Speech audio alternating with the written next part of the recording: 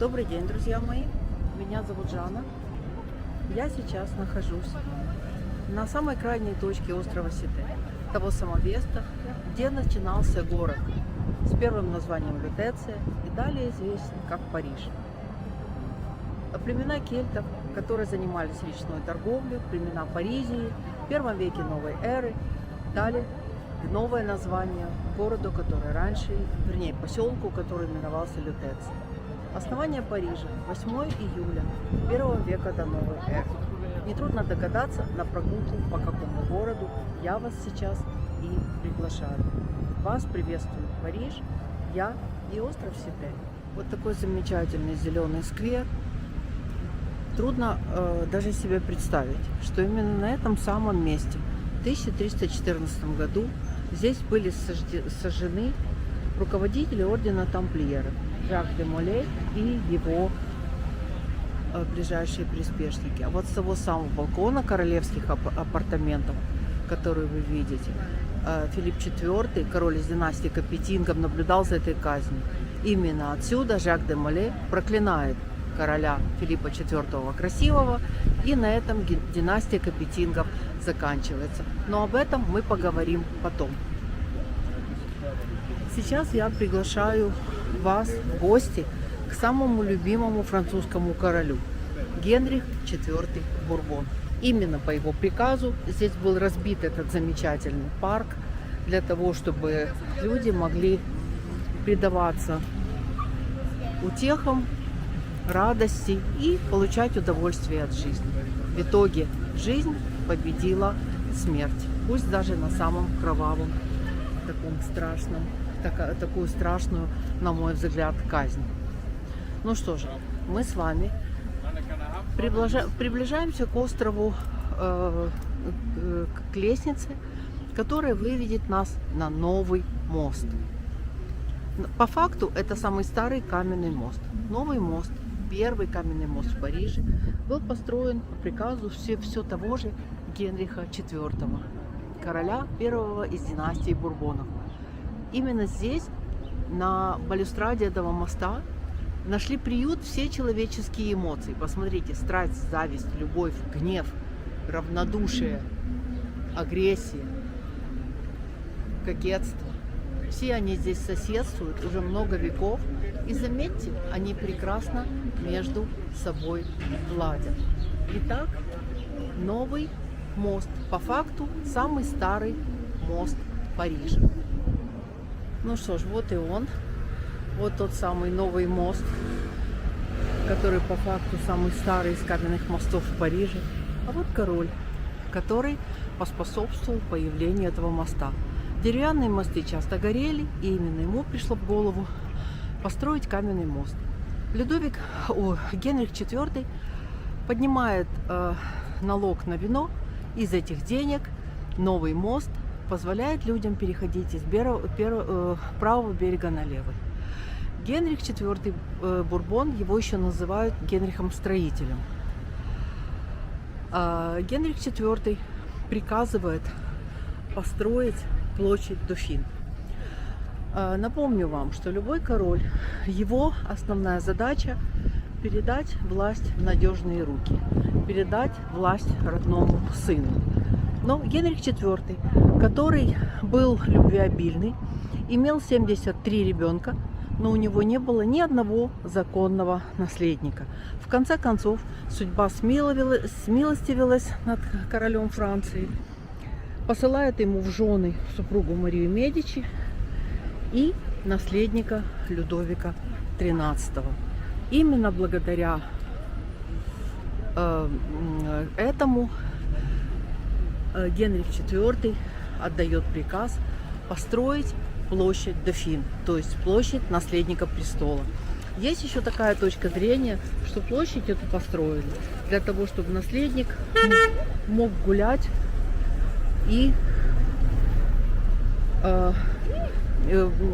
сквозняки Лувра не повредили его и без того слабому здоровью.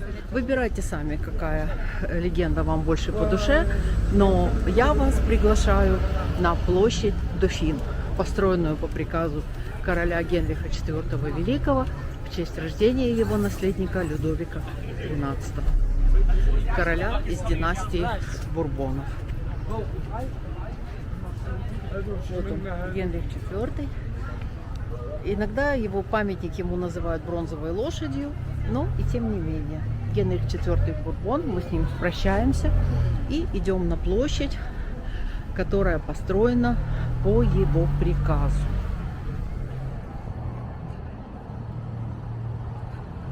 Именно на этой площади жили известные представители легенды французского кино и эстрады Ив Монтан и Симона Синьоре. Старшее поколение, без сомнения, это помнит. Молодежь может погуглить, кто это такие. Но это известный шансонье и актер, и известная актриса французская. Мы сейчас посмотрим на балкон их квартиры. И вы посмотрите, можете насладиться красотой этой площади, построенной в позднем средневековье. Увидеть вот ту атмосферу чудесную, которая тут царит. Вот посмотрите, кладка, она чуть ли не ровесница, кладка пола чуть ли не ровесница короля Генриха IV. И вот видите, везде дофин. Дофин, наследник престола, которого Генрих IV ждал так долго, законного наследника. Вот это, по ходу дела, французская игра в шары, в петанг. Очень интересная, это где-то что-то сродни бильярду, требует хорошего глазомера. И видите, даже молодежь тоже этой игрой увлекается. Площадь Дофин. А вот балкон квартиры Симона Синьоре и Ив Монтан. Вот балкон.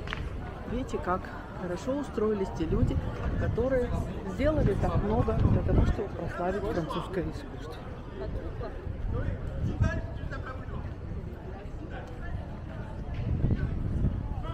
Вот это дворец правосудия с торца.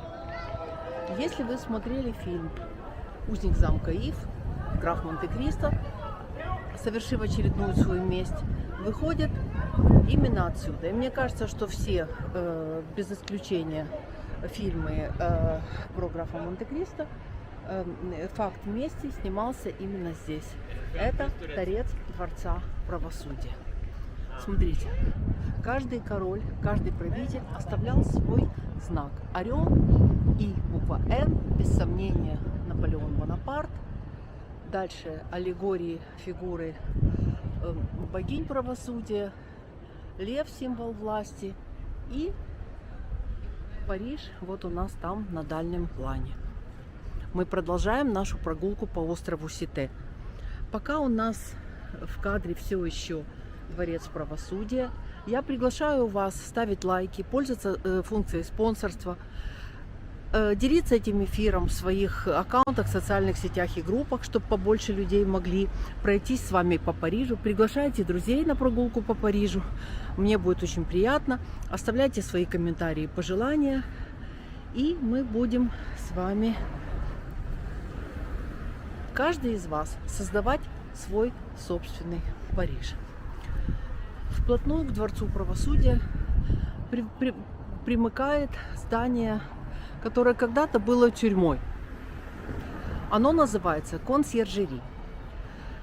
Тем не менее, это место, где провели последние свои дни королева Мария Антуанетта и Людовик XVI, приговоренный французской революцией к смерти. Там, кстати, находится музей пыток. Те, у кого крепкие нервы, могут пойти на это посмотреть. Я, например, не рискнула. Но консьержери славны не только этим. После того, как отпала необходимость в таких вот тюрьмах, замках, кстати сказать, очень красивое здание, это было первое место в Европе, где бюро, конторы сдавались в аренду. И поскольку ключи от этих комнат были очень тяжелые, носить их с собой было неудобно, их оставляли консьержу, Отсюда и название консьержери. Итак, бывшая тюрьма, а с ходом времени,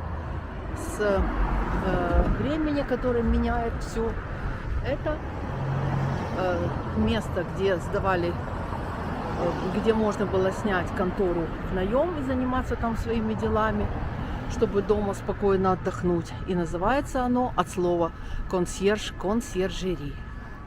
На самом-то деле, посмотрите, какая красивая там золотая маковка. И это здание полно сюрпризов. Крепость, которая именно здесь, вернусь к королю и королеве Франции, они писали свои последние прощальные письма, они молились, они принимали свою не такую уж и легкую судьбу, понимая, что их ждет. Король после побега и королева были закрыты вот здесь, вот спрятаны в этой тюрьме, и судом трибунала Французской Республики были приговорены к смерти. То есть последние свои минуты Людовик XVI и Мария Антуанетта провели именно в этом здании. Отвлечемся немножко от консьержери, посмотрим Париж, который не заканчивается островом Сите. Вот на дальнем плане у нас башня Сен-Жак. Мы и туда с вами доберемся. Но сейчас пока мы на острове Сите.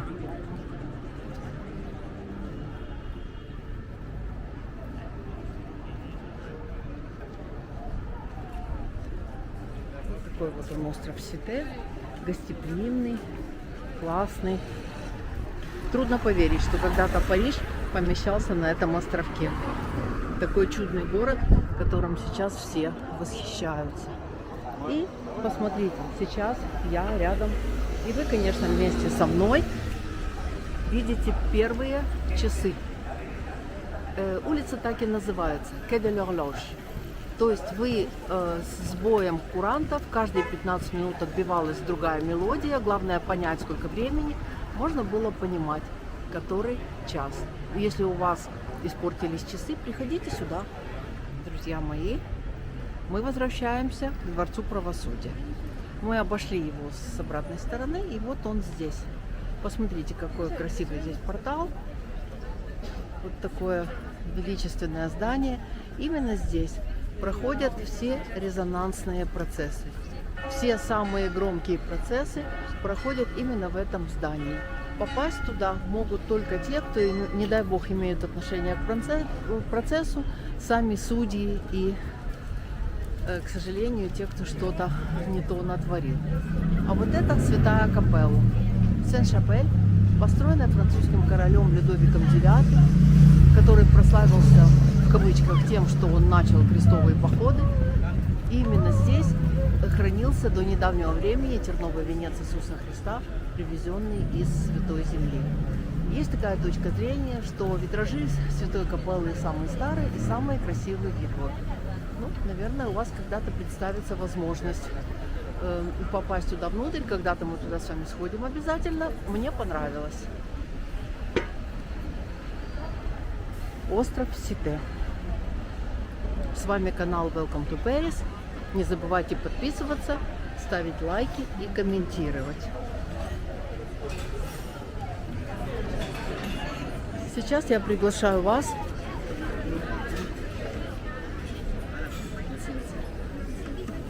на... Посмотрите, какое красивое кафе здесь. Я приглашаю вас на первый в Европе базар, где можно было купить саженцы, цветы, растения и деревья. Представляете, первый в Европе вот такое вот место, где можно было. А там вдалеке тоже, кстати сказать, первая станция скорой помощи, где вы могли получить медицинскую помощь, не имея своего личного врача. Это по-прежнему действующий госпиталь, где врач скорой помощи, не дай бог, если она вам нужна, окажет вам помощь. Он называется Отель де Дью, в переводе «богадельня». Но это старое название, и госпиталь действует, и люди, которые нуждаются в помощи, кстати, я в том числе, обращалась и ни разу об этом не пожалела. Врачи квалифицированы, не дай бог вам, чтобы вам понадобилась медицинская помощь. Итак, идемте к цветам. Посмотрите, какая красота. Круглый год. Здесь можно купить саженцы. Представляете, этот рынок, сколько ему лет? Он был основан в раннем средневековье, никто не знает, когда он основан. Все даты условные, но тем не менее, по сей день этот рынок существует. Посмотрите, какая красота, как здесь зелено, свежо. Вот это виноград, пожалуйста. Видите, всякие цветы разные.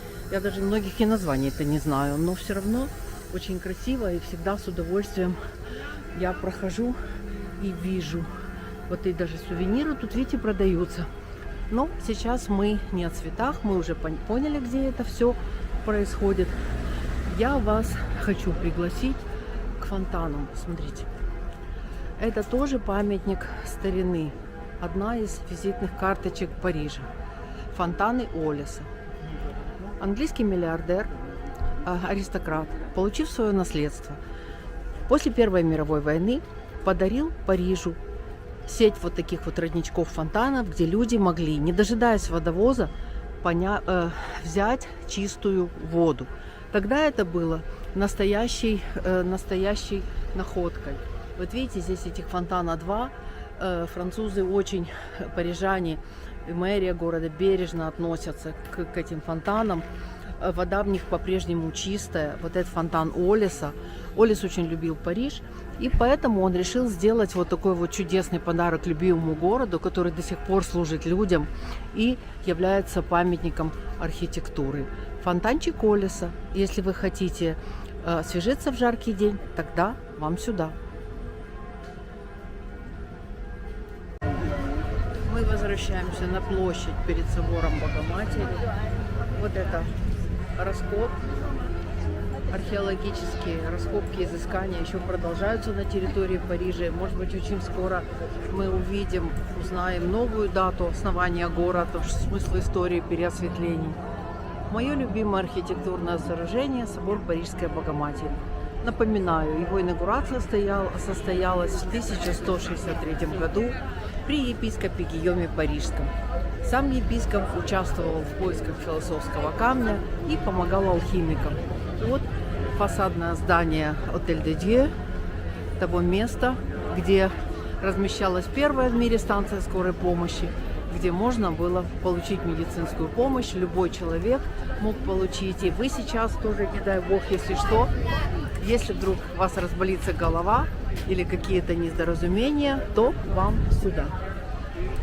Пожалуйста, еще раз, я не могу никак оторваться от собора Богоматери. Я обожаю это сооружение, которое, несмотря на страшный пожар 15 апреля 2019 года, возрождается. Вообще такая очередь в собор. Возрождается и стал еще краше. Вы знакомы с произведением Виктора Гюго «Чистым вымыслом», который прославил собор на весь мир. И собор и так хорош. Химеры, которые защищают его от чужого глаза. Собор Парижской Богоматери. А мы с вами сейчас пойдем в Париж средневековый. Часть этого Парижа средневекового собора Богоматери, я скажу вам, пока мы идем вокруг собора, это было первое инженерное сооружение, где стены которого были намного тоньше и уже, потому что арки боковые взяли на себя тяжесть этого сооружения. К этому мы с вами еще вернемся. Итак, вас ждет Париж средневековый, друзья мои. Париж средневековый, старый Париж, где почти на каждом доме были такие статуи святых, старый ресторан, человек, который освежает улицу. Видите, двери реставрируются. Все вот эти кафе — это памятники старины. Но сейчас они приобретают свою вторую жизнь. Это стирает, конечно, средневековый шарм, но что-то нам остается. Улица Голубки. В начале этой улицы, посмотрите, она средневековая, взрослая. Все эти дома — это 15-16 век. Она такая. Здесь, в начале этой улицы, возникло кафе. Даже не кафе, а своего рода винный бар. который был одним из первых, вот таких, где вы могли просто зайти, перекинуть чарочку. Видите, кав де вин, ну, горшок или графин с вином. Вот видите, старые. И голубка. Мемориальная доска. Сам барельеф голубки. Улица Голубки. И вот это заведение, которое все еще работает. А это улица Белошвеека. Из урока в истории вы, может быть, помните, что ремесленники, которые занимались одним и тем же ремеслом, селились вместе на одной и той же улице. И вот люди, которые жили здесь, они шили постельное белье, шили нательные сорочки, украшали их кружевами. Грубо говоря, улица Белошвеек. Кто знает, может, их самые короли и королевы пользовались услугами этих белошвеек. Или кузина Белошвейка, которая была графиней, возлюбленная мушкетера Арамиса, жила здесь. Это уже совсем другая история. Вот, пожалуйста, статуя Богородицы, защитницы, средневековая улица с ее маленькими дверями, узкими вот такими воротами, небольшими окнами. Узкая улица Белошвеек говорит сама за себя. Сейчас вот здесь вот префектура полиции находится, так что надо быть осторожным. Вот, пожалуйста.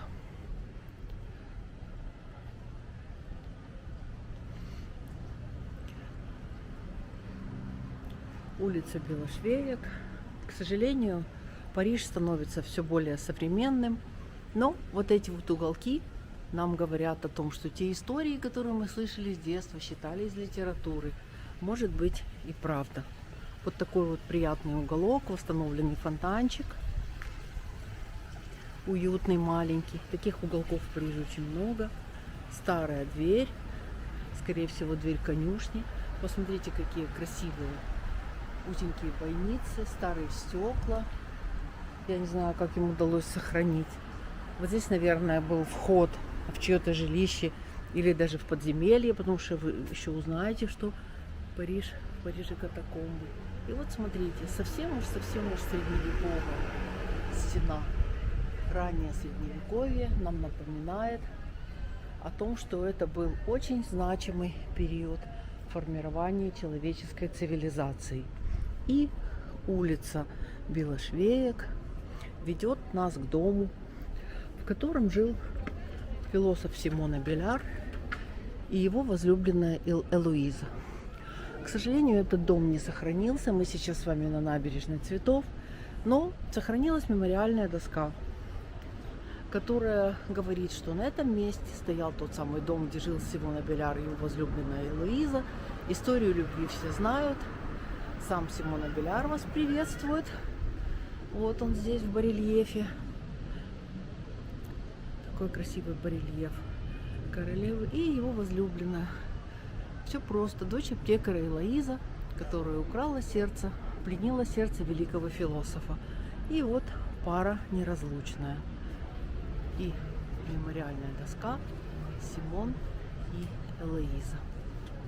На острове Сите есть не только средневековые постройки и заведения. Это высшая школа, национальная школа, магистратура. Вот смотрите, я специально подойду. Здесь готовят судей, здесь готовят прокуроров. Берегитесь, друзья мои, если вы что-то натворили, они всех вас арестуют. А вот это здание в стиле модерн, это высшая школа ремесла. И украшена она вот такой красивой майоликой. Смотрите, что здесь написано. Работа, деятельность, взаимодействие. Вот смотрите, как красиво старые балки, отреставрированное здание, майолика, которая украшает здание. Это высшей школы профессионального обучения. Вот так. Конечно же, собор Богоматери. Я хочу хочу сейчас подойти туда поближе, чтобы вы могли увидеть химеры, которые, несмотря ни на что, защитили собор при пожаре. Собор остался стоять. Вот эти самые арки, которые взяли на себя тяжесть стен. И это было первое инженерное сооружение. Ближе мы подойти не можем. Шпиль, который ремонтируется. Наверху корабль, герб Парижа. И его лозунг «Плыть и не тонуть». Посмотрите. И здесь такая вот инсталляция. Те, кто восстанавливают собор. Восстанавливают собор. И напомню вам, что собор Богоматери восстанавливался по старым ремесленным технологиям. Ну что ж, друзья мои, я благодарю вас за ваше внимание, за ваше время, за то, что вы досмотрели до этого момента. И я надеюсь, что очень скоро мы с вами встретимся на следующей увлекательной прогулке по Парижу. Надеюсь, вам было интересно. Париж ждет вас.